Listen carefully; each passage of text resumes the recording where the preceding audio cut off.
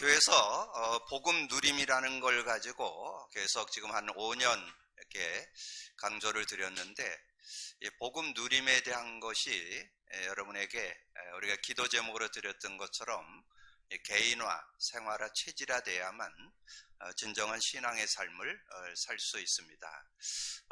여러분 좀 많은 분들이 좀 아직도 이 누림에 대한 부분이 좀 정리가 잘 안 된 것 같아서 오늘 한 가문을 들어서 설명을 해드리도록 하겠습니다. 구약에 보면 이제 아브라함 가문이 나오는데요. 제가 이제까지는 좀 이렇게 성경을 볼 때 언약 가진 자와 언약 놓친 자 이런 관점으로 성경을 이제까지는 좀 봐왔는데, 제가 복음을 좀 누리다 보니까 성경이 복음 누림 관점으로 기록되어 있다는 것을 제가 확인할 수 있었습니다. 그래서 특별히 이 아브라함 가문이 하나님의 은혜 가운데 아브라함이 갈대 우르에서 살고 있다가 이제 가나안 땅에 들어왔죠. 그래서 가나안 땅에 들어와서 하나님 앞에 바로 피 제사를 이렇게 드리는 장면이 창세기 12장 8절 9절에 나옵니다. 근데 피 제사를 드리고 있는데 그 피 제사를 드림은 창세기 3장 15절을 잡았다는 얘기고 메시아 언약을 믿는다는 얘기입니다. 그래서 나중에 그 아브라함의 신앙에 대해서 예수님이 증거해 줬어요. 요한복음 8장 56절에 너희 조상 아브라함이 나의 때에 볼 것을 기뻐하고 보고 즐거워했다. 그래서 메시아 언약을 분명히 갖고 있었습니다. 그래서 이제 그 언약을 잡고 제단을 쌓았는데 가뭄이 들었어요. 그러니까 가뭄이 들으면 여러분 어떻게 해야 돼요? 언약을 붙잡고 누린다면 기도하고 기다려야 되죠. 근데 바로 애굽으로 내려갔습니다. 애굽으로 내려가서 자기 부인도 뺏기고 어려움 당하는 그런 모습이 나오죠. 그래가지고 이제 하나님 은혜로 자기 아내를 또 보호받고 그리고 다시 이제 가나안으로 올라오게 되는 그런 모습이 나옵니다. 뭐 다 말씀드릴 수 없고 그 창세기 16장에 가 보면 하나님께서 이 아브라함에게 아이 준다고 그랬어요. 근데 지금 80이 다 돼가는데 80이 넘었는데도 아이를 안 주는 거예요. 그러니까 이제 이 살아가 보니까 뭐 하나님의 약속을 잊어먹었나 보다. 그래서 우리 그 애굽에서 데려온 하가를 취해서 좀 이렇게 아이를 낳는 게 어떠냐. 제가 성경에는 기록되지 않은데 아마 아브라함이 아마 입이 귀에 걸리지 않았을까. 젊은 아가씨를 품어서 아이를 낳으라 그러니까. 그래갖고 여러분이 아시는 대로 하가를 취해서 이스마엘을 낳습니다. 근데 그게 결국은 불신앙의 씨앗이기 때문에, 언약을 놓친 씨앗이기 때문에 가정의 분란이 되고 결국은 어떻게 됐어요? 그 하갈과 사라를 내쫓는 그런 장면이 나오죠. 근데 그게 단순한 게 아닙니다. 지금도 이스마엘과 이삭의 싸움이 지금 중동 정쟁입니다. 그런 정도로 그 후대까지도 어려움을 당하는 그런 모습이 나오죠. 그러니까 이 피제사를 드리면서도 의미는 모르고 피제사를 드리는, 의미가 내 건 안 됐어요. 피제사 드리는 게 틀린 게 아닌데 언약은 잡았는데 언약이 내 거 안 되는 그런 모습이죠. 그래서 이제 하나님이 아브라함이 이게 그 피제사를 가지고 아무리 해도 안 되니까, 그래서 이제 할례라는 걸 통해서, 근데 그 할례도 아브라함에게만 준 게 아닙니다. 네 후손에게 다 대대로 할례 행할 것을 그 창세기 17장 9절에서 11절에 얘기를 합니다. 그리고 너도 할례를 받아라. 그래서 이제 그 할례라는 거는 그 남자의 생식기 끝을 자르는 걸 할례라고 그래요. 그래서 그 피를 내면데 그때 아브라함의 나이가 99세예요. 그러니까 아브라함이 75세에 가나안 땅에 들어왔거든요. 그럼 24년 됐잖아요. 그때 이제 할례를 통해서 그 피 언약의 의미가 내 거가 되는, 완전 각인 뿌리 체질. 그러니까 우리말로 하면 그 메시아 언약이 누려졌다 그 말이에요. 그 의미가 이 아브라함 것이 됐다 그 말이에요. 그렇게 되어지니까 그럼 18장서부터 24장까지는 아브라함의 생애에 아주 그 복음 누리는 삶을 이렇게 쭉 정리해주고 있습니다. 자, 그리고 그의 아들 이삭은 어려서부터 아버지가 피제사를 계속 지내니까 아마 지켜봤겠죠. 그러다가 이제 창세기 22장에 가서는 하나님께서 특별히 아브라함을 시험하면서 자기 아들을 데리고 이제 모리아산에 가서 제물로 바치라고 그랬잖아요.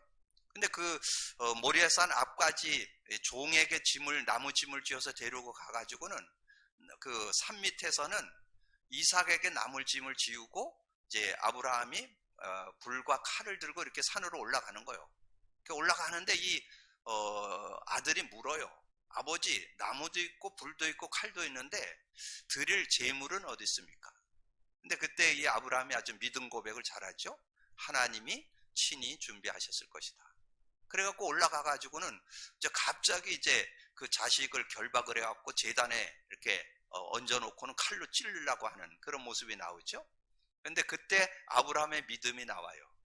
내가 실수해서 자식을 죽일지라도 하나님이 살려줄 걸 믿었다. 그렇게 히브리서 11장 9절에 나옵니다. 그래서 그런 믿음을 갖고 19절이죠.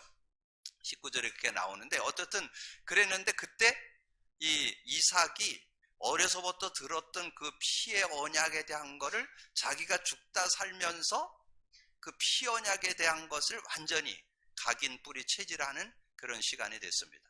그래서 여러분 이삭의 삶이 창세기 26장에 나옵니다.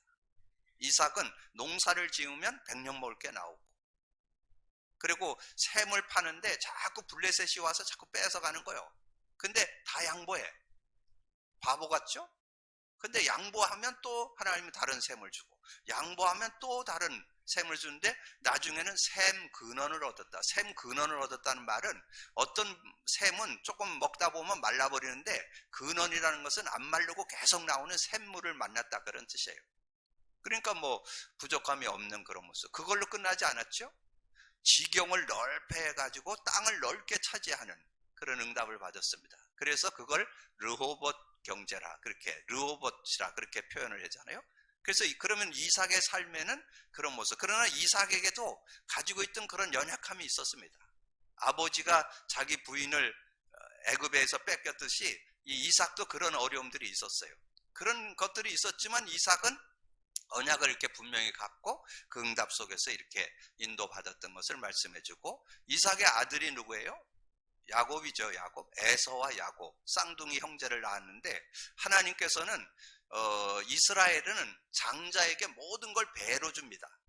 근데 하나님께서는 영적인 축복, 모든 축복을 야곱에게 주겠다고 약속을 했어요. 그러니까 언약을 줬다는 얘기죠. 근데 그 언약을 가졌는데 야곱이 그 언약을 믿질 않았습니다. 언약은 가지고 있으면서도 삶은 자기 힘으로 살았어요. 그 장자도 막 수단방 방법을 부려가지고는 장자권을 뺐고 그래서 그것 때문에 형제 간의 분쟁이 일어나서 결국은 집에서 살 수 없어서 라반의 집, 외삼촌 집으로 도망을 가게 됐잖아요. 도망갔는데 거기 가서 보니까 아름다운 여인이 하나 있는 거예요. 그 여인이 라헬입니다. 라헬. 그 여인을 자기 아내로 좀 취해야 되겠다 그러니까 그 라반이 그럼 좋지 그렇게 해라.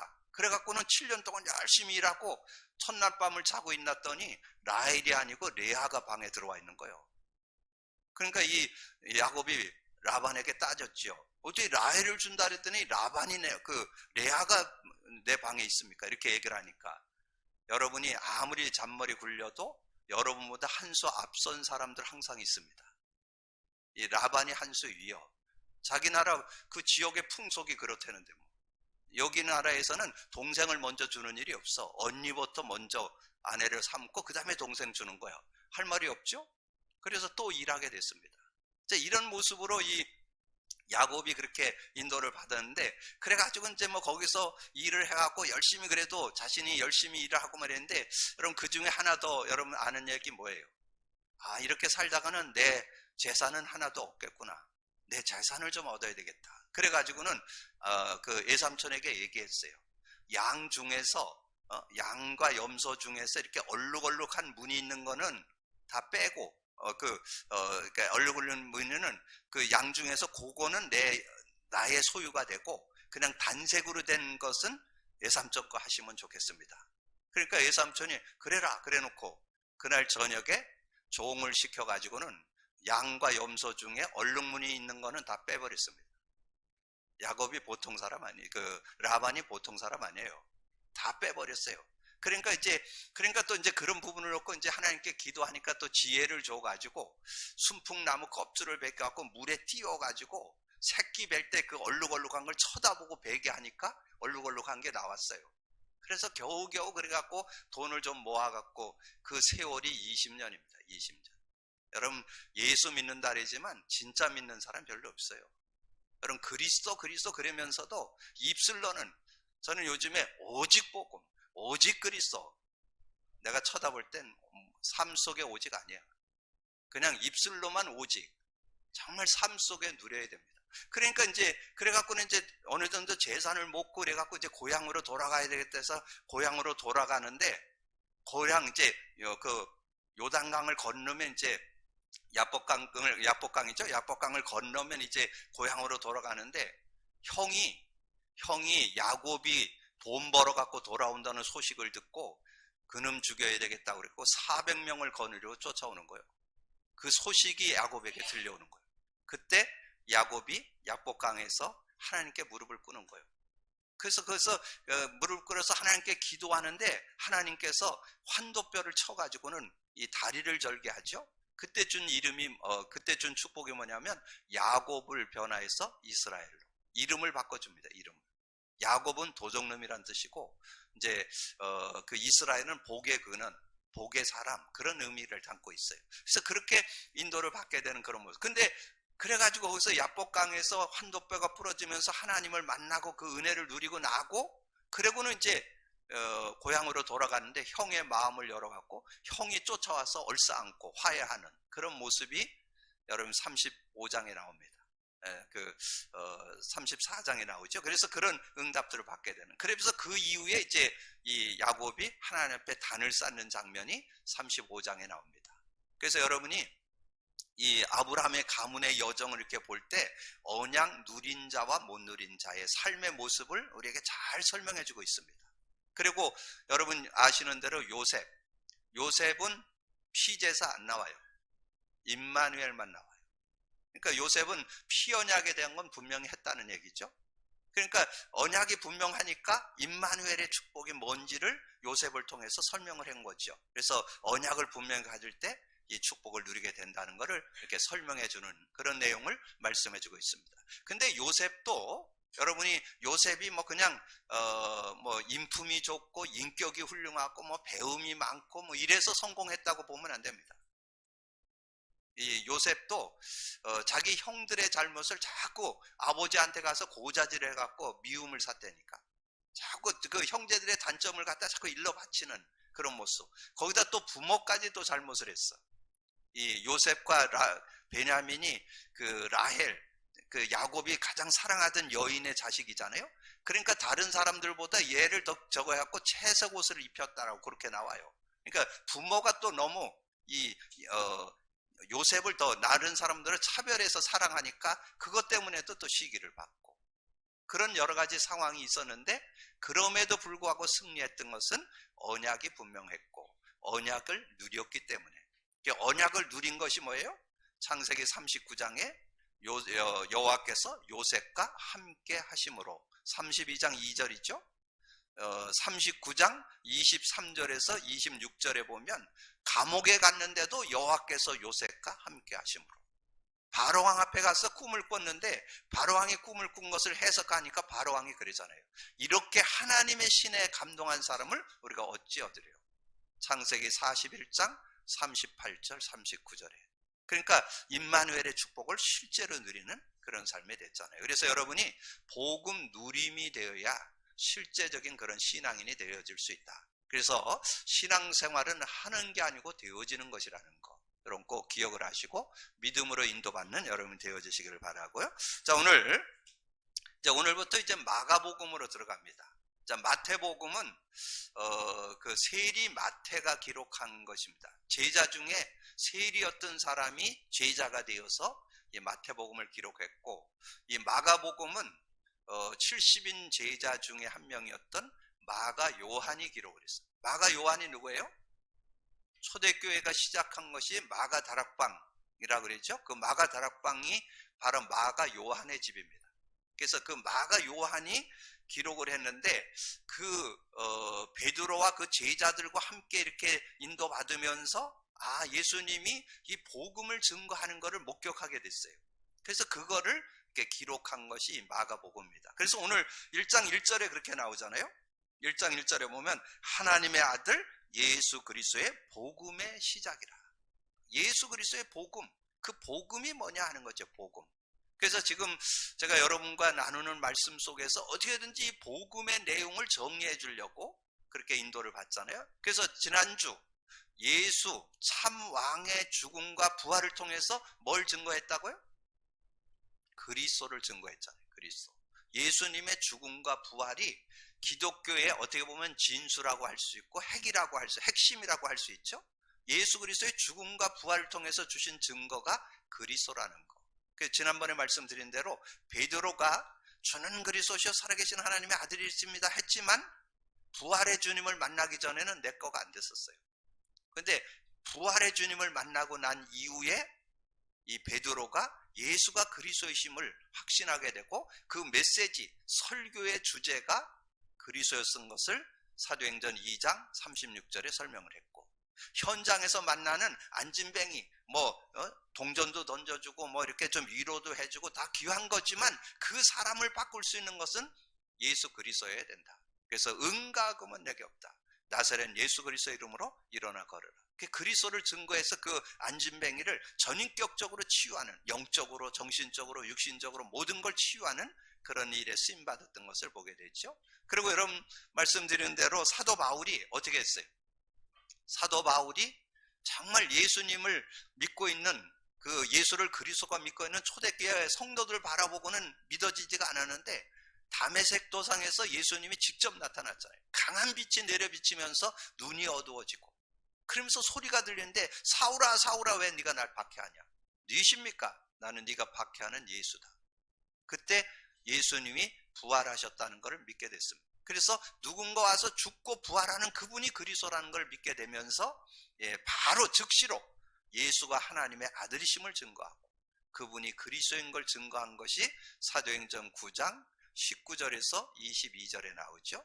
여러분 그래서 정말 예수 그리스도의 죽음과 부활을 통해서 그리스도인 것을 확증하고, 저는 지난주 메시지를 좀 묵상하면서 뭐가 깨달아졌느냐 하면 예수님께서 죽고 부활하셔서 우리에게 생명을, 영생을 주시고 그리고 우리에게 성령을 주신 분이구나 하는 것을 제가 성경을 통해서 확인하게 됐습니다. 여러분 아까 묵상할 때 나눈 내용이 뭐예요? 예수께서 이르시되 나는 부활이요 생명이니 나를 믿는 자는 영원히 살겠고 살아서 믿는 자는 영원히 죽지 않는다. 생명 주신다, 성령 주신다 그랬잖아요. 근데 그 약속 언제 했는지 아세요? 요한복음 5장 24절에 내가 진실로 진실로 너에게는 내 말을 듣고 나 보낸 자 믿는 자는 영생을 얻었고 심판받지 않은 사망에서 생명으로 옮겼느니라. 그렇게 말씀해 주셨고, 그리고 예수님이 부활하셔갖고 제자들에게 가서 얘기하는 내용이 요한복음 20장 19절에 나와요. 이날 곧 안식 후 첫날 저녁 때에 제자들이 유대인들을 두려워하여 모인 곳에 문들을 닫았더니 예수께서 오사 가운데 서서 이르시되 너희에게 평강이 있을지어다. 이 말씀을 하시고 그들을 향하사 숨을 내쉬며 이르시되 성령을 받으라. 그래서 예수 믿을 때 성령 받는다. 어디 나와요? 요한복음 14장 16, 17절. 내가 아버지께 구하겠으니 보혜사 성령을 주어서 너희와 영원히 함께 할 것이고 그는 진리의 영이라. 세상은 능히 그를 받지 못하고 듣지 못하고 알지 못하는데 너는 안다. 그와 함께 거하시며 너희 속에 계시겠습니다. 그래서 여러분이 오늘 예수 그리스도의 복음, 그래서 제가 복음 누림을 계속 강조하는데 오늘 예수님의 증거를 잡고 복음 누림 속에 들어가기를 주님으로 축복합니다. 그리스도는 하나님 만나는 길이 되십니다. 죄와 저주에서 해방 주셨습니다. 사단에겐 권세를 주셨습니다. 근거가 있어야 되겠죠? 그래서 제가 구약 그 성경 구절 3개를 여러분 서론에 써드렸어요. 그 서론의 세 요절이 그거예요. 하나님 만나는 길이 되십니다. 죄와 저주에서 해방 주셨습니다. 사단에겐 권세를 주셨습니다. 예수께서 이르시되 내가 곧 길이요 진리요, 진리라는 뜻은 그리스도란 뜻입니다. 진리요 생명이니 나로 말지 않고는 아버지께로 올 자가 없느냐. 요한복음 14장 6절. 이는 그리스도 예수 안에 있는 생명의 성령의 법이 죄와 사망의 법에서 너를 해방하였습니다. 로마서 8장 2절에. 여러분 정말 예수 그리스도를 믿고 죄사함 받았다면 죄와 저주 고통에서 해방과 자유를 얻는 그런 축복이 들어있습니다. 그리고 여러분 예수 믿는다면 이 마귀의 일을 멸해 주셨기 때문에 마귀에게 눌리지 않고 마귀의 모든 소나기에서 승리하는 그런 축복이. 그래서 여러분이 알게 모르게 흑암 권세가 여러분을 무너뜨리려고 여러분을 어렵게 하는데 그 모든 괴계가 여러분이 정말 예수 그리스도 이름을 의지하고 부를 때 흑암이 꺾입니다. 그리고 하나님 나라가 임하는 그런 역사가 일어나고 성령의 능력 갖고 승리할 수 있는. 그래서 요한일서 3장 8절에 죄를 짓는 자마다 마귀에게 속하나니 마귀는 처음부터 범죄함이라. 하나님의 아들이 나타나신 것은 마귀의 일을 멸하려 하십니다. 이 마귀가 완전히 이 세상 풍속을 통해서 완전히 장악하고 있습니다. 제가 말씀드렸잖아요. 우리 역대 대통령들이 이렇게 쫙 지나오면서 굉장한 여러분 그 박정희 대통령 때는 청와대에 불상이 세워졌습니다. 지금까지 장로님이 들어가서도 그거 처리 못했어요. 지금도 청와대 불상 딱 아주 자리 잡고 있습니다. 전두환 대통령 때 뭐 생겼어요? 대순진리회가 생겼어요. 그래서 지금 이 원주에서 여주 가는 길에 보면 대순진리회 그 본당이 본지가 거기 딱 있잖아요. 그리고 여러분 버스 같은 데도 봐도 많은 그 대학을 세워가지고 대순진리회 대학까지 있다니까. 그런 모습들. 그리고 지금 노태우 대통령 때 뭐가 세워졌어요? 대구 팔공상에 최고의 동양 최대의 불상이 세워졌잖아요. 자, 이런 모습들. 이게 아무것도 아닌 것 같죠. 그리고 뭐 그 외에 다른 그런 대통령들도 그냥 눈에 보이는 거 안 보이는 거. 지금 많은 그런 여러 가지 지금 사상들, 어떤 대통령이 주장한 그런 것들 때문에 나라에 어려움들이 오는 그런 모습들 많이 있잖아요. 근데 그게 많은 부분이 이 사단의 전략 속에서 인도받고 있다는 거죠. 그래서 여러분이 이 시대를 바르게 살려면 복음 제대로 알아야, 예수 그리스도 알아야 분별할 수 있습니다. 믿음 갖고 승리하게 되기를 주님의 이름으로 축복합니다. 그럼 이 시대에 여러분이 정말 우리가 예수 믿는 이유 중에 이유는 하나님 만나기 위해서, 하나님과 함께 살기 위해서 예수 믿는 거고, 죄와 저주 고통을 해결하기 위해서 예수 믿는 거고, 여러분 이 사단의 권세에서 그 누구도 못 이깁니다. 이 세상 어떤 영웅 호걸도 사단 권세 못 꺾습니다. 예수로만 꺾을 수 있습니다. 예수 그리스도께서 꺾으셨습니다. 여러분 그런 믿음을 갖고 인도받는 여러분이 되어지기를 주님의 이름으로 축복합니다. 그래서 예수 그리스도의 복음의 시작. 그래서 우리가 14절 15절을 읽었는데 15절에 이르시되 때가 찼고 하나님 나라가 가까이 왔으니 회개하고 복음을 믿으라. 그래서 우리가 하나님의 아들 예수 그리스도께서 오셔서 이 복음을 믿도록, 복음 믿을 때 하나님 나라가 임한다. 하나님 나라가 여러분 안에 임하는 것이 예수 믿는 겁니다. 누가복음 17장 20절에서 21절에 하나님 나라 언제 임합니까? 바리새인들이 물으니까 예수님이 눈에 보이게 임하는 게 아니고 너희 속에 있느니라.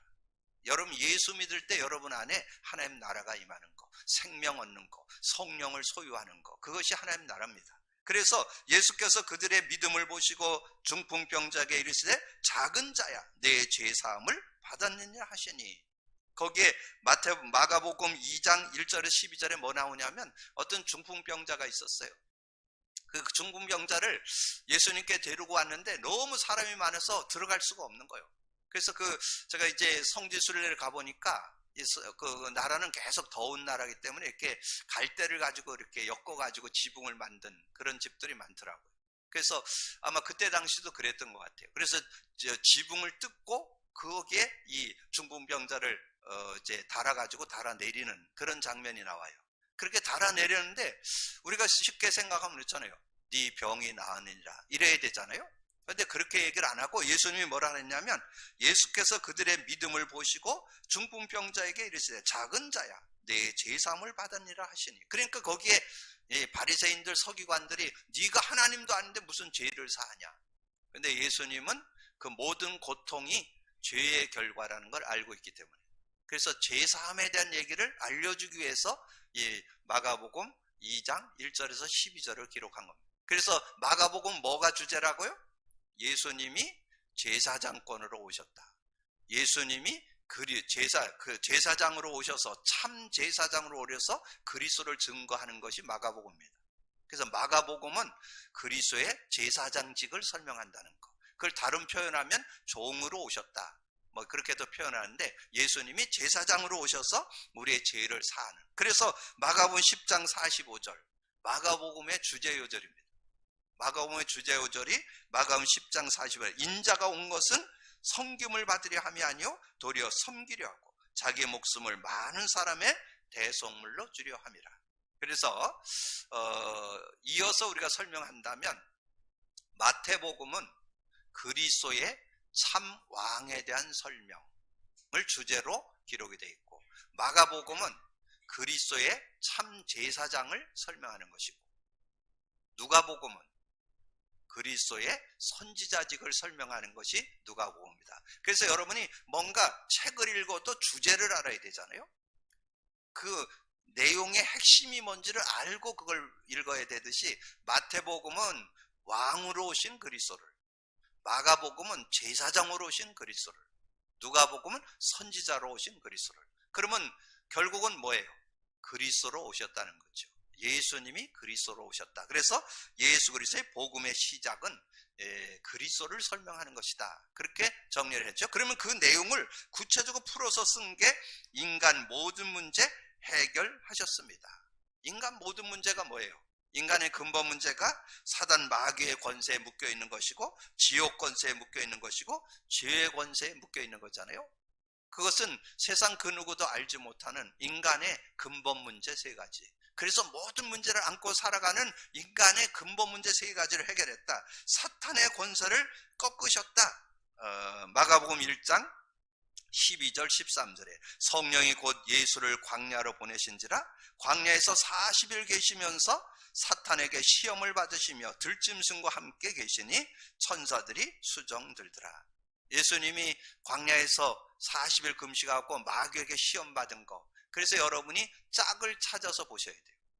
이 마가복음에서는 두 절로 간단히 나왔지만 이걸 풀어서 쓴 게 마태복음에 나옵니다. 마태복음 4장 1절에서 11절에 예수님이 40일 금식하고 마귀에게 시험 받는 장면 나오잖아요. 그래서 마귀가 와갖고 이 돌멩이를 가지고 떡을 만들어 먹으라. 이 40일 금식했는데 떡 만들어 먹으라. 그러니까 예수님이 뭐랬어요? 사람이 떡으로만 살 것 아니고 하나님의 입에서 나오는 말씀으로 살 것이니라. 그렇게 말씀했죠. 그리고 성전 꼭대기로 데려가서 뛰어내리라. 그러면 천사가 와서 받쳐줄 거다. 뭐예요? 명예심이죠. 명예심을 유혹하는 그런 모습. 그래서 하나님을 시험치 말라. 그리고 자기에게 경배하면 천하만국을 주겠다. 아주 구체적인 내용이죠. 그때 하나님만 경외할 것이니라. 근데 여러분 그 마태복음 4장의 키가 4절, 10절, 4절, 7절, 10절이에요. 거기에 보면 기록되었을 때 말씀을 가지고 이 사단의 괴계를 꺾는 그런 장면이 나옵니다. 그래서 여러분 사탄의 권세를 꺾으셨다는 내용을 오늘 본문 내용과 마태복음 4장 1절에서 11절을 여러분 정리하시면 되고 지옥의 권세를 꺾었다.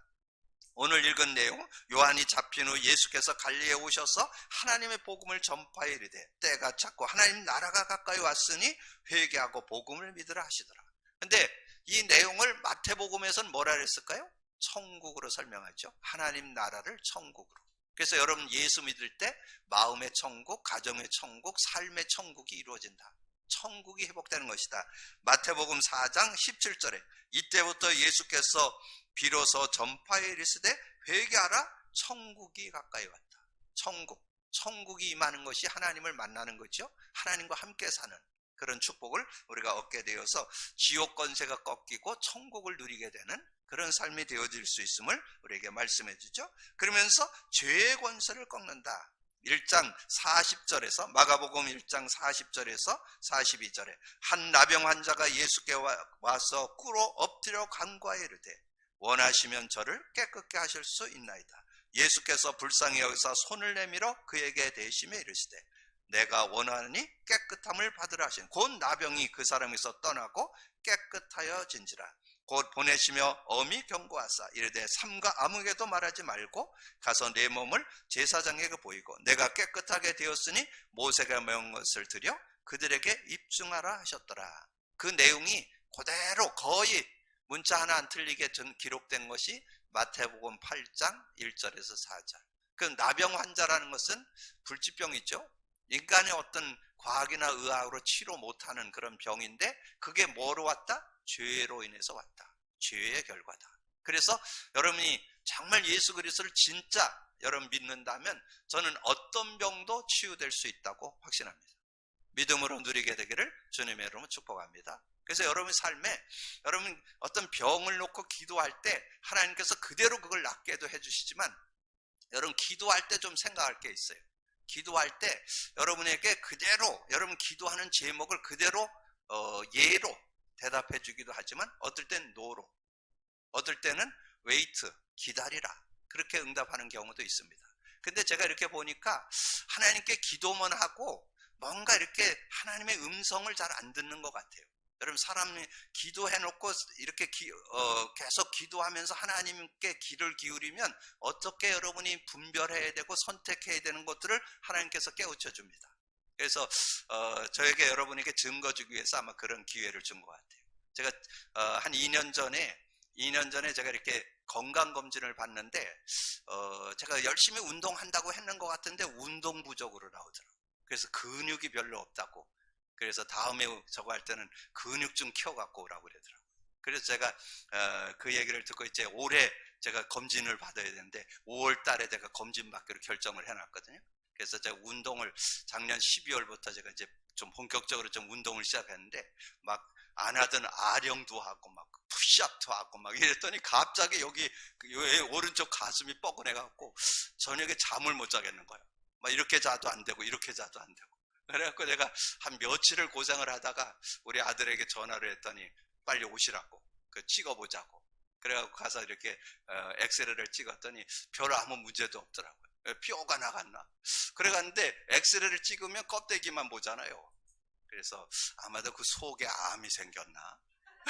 이런 생각이 자꾸 발전한다니까요. 왜냐 안 나니까 이게. 계속 아픈 거기서 조해준 약도 먹고 제가 집에 이렇게 좀 왜 근육이 뭉치면 바르는 그 약도 좀 있거든요. 그래서 그걸 바르려고 해도 안 돼. 그래가지고 이렇게 해도 안 되고 그래서 이게 그런 생각까지 들더라고. 아마 저걸 해서 MRI를 찍어봐야 되겠다. 그래서 아마 속이 문제가 있는 것 같다. 그래가지고 했는데 그러는 중에 제가 이제 계속 그리스도 고백 선포하면서 기도하는데 지혜를 딱 주시는 거예요. 그게 그런 게 아니고 네 손을 얹어서 안마를 해라 그러더라고. 그래서 이렇게 마사지를 하니까 이틀 만에 낫더라고. 왜냐면 이게 갑자기 운동을 하는데 너무 강하게 운동을 해가지고 이게 좀 이렇게 근육이 좀 저게 된 거죠. 뭉치거나 이렇게 된 거죠. 그래갖고 이렇게 마사지를 해줬더니 낫는 거예요. 아이고 참나. 여러분 뭘 깨달아야 되느냐? 기도해놓고 하나님이 뭐를 하기를 원하는가 분별해야 된다니까. 그냥 물론 하나님이 불가능한 것도 다 고칠 수 있어요. 그러나 여러분들이 그런 부분들을 좀 놓고 그래서 복음의 능력을 보여주셨습니다. 그래서 복음의 능력을 보였는데 더러운 귀신 들린 자를 고치셨다. 그런데 이것은 세상의 어떤 과학이나 철학으로 불가능합니다. 세상의 어떤 능력 갖고 불가능해요.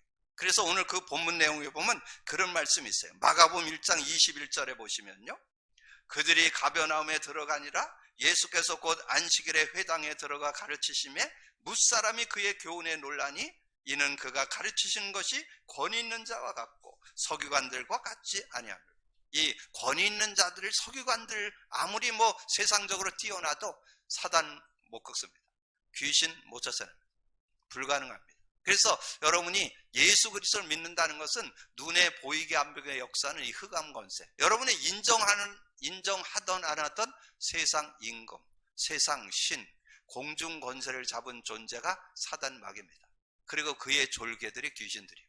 그래서 활동하고 있다는 거 여러분 꼭 기억을 하죠. 그래서 거기에 그래 나와요. 그래서 마침 그들의 회당에서 더러운 귀신들을 들린 사람이 있어 소리를 질러 이르되 나사렛 예수여 우리가 당신과 무슨 상관이 있나이까? 우리를 멸하러 왔나이까? 나는 당신이 누구인지를 아노니 하나님의 거룩한 자이다. 예수께서 꾸짖어 이르시되 잠잠하라 그 사람에게 나오라 하시니 더러운 귀신이 그 사람에게 경련을 일으키고 큰 소리를 지르며 나오는지라 다 놀라 서로 물어이르되 이는 어찌미냐 권위 있는 새 교훈이로다. 더러운 귀신들에게 명한즉 순종하는도다. 그래서 여러분이 예수님이 이 영적 부분, 귀신의 부분, 사단 마귀 부분을 완전히 해결했다는 것 믿음 갖고 누리게 되기를 주님의 이름으로 축복합니다. 그러면서 많은 병자들을 고쳤습니다.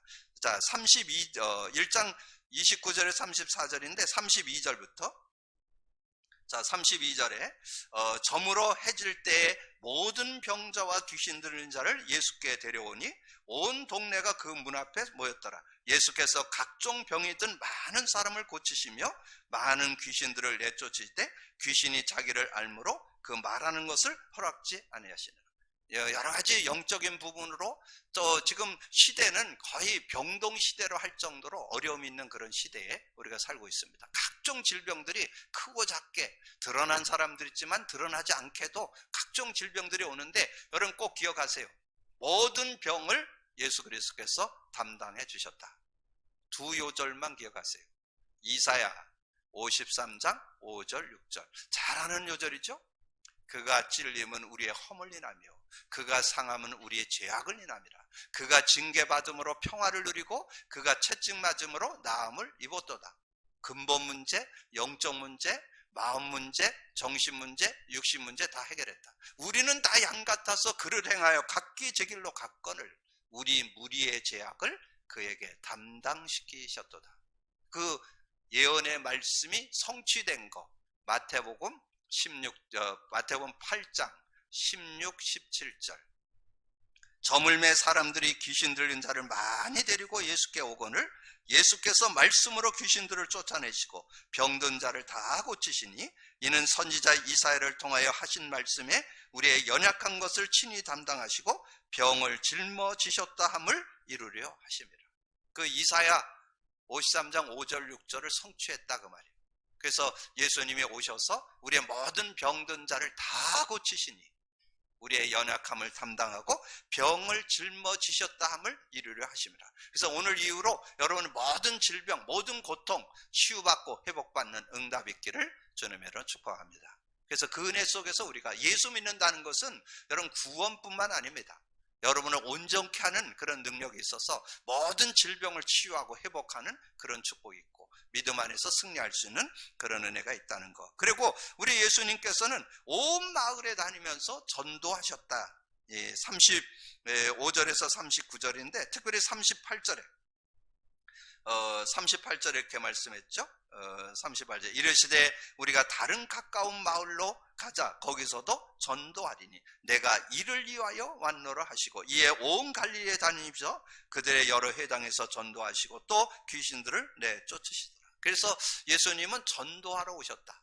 그래서 예수님께서 전도하러 오셔서 부활하셔서 주신 메시지 내가 너희를 보낸다.